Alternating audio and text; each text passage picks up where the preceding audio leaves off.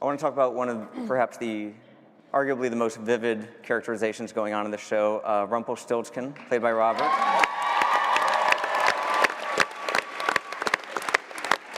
Robert, what's in your mind when you put that character together? What is he an amalgam of?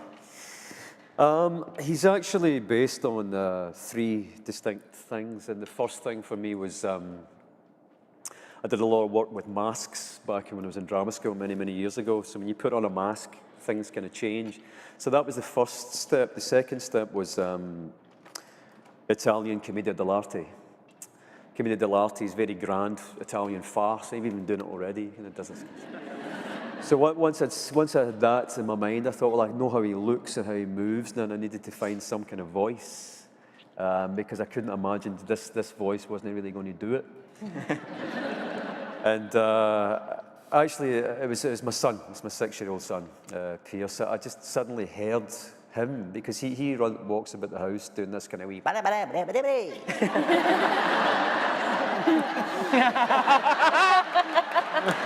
That's him. That's him. So once I put all these 3 things together, that's what it is.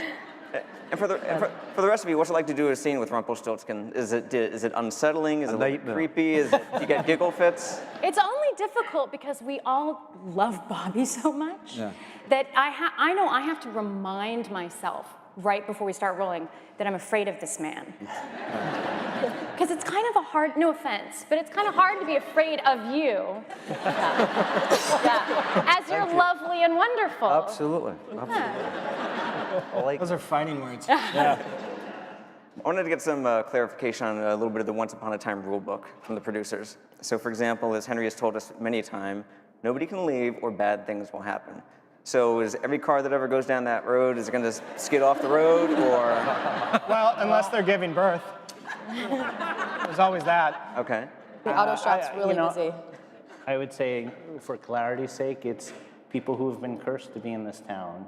And I think that what that rule means and how it affects everyone is something that we'll see a little bit more of as we go down this. Because I can see you facing instances like, for example, Giancarlo Esposito, who plays Sidney in The Magic Mirror.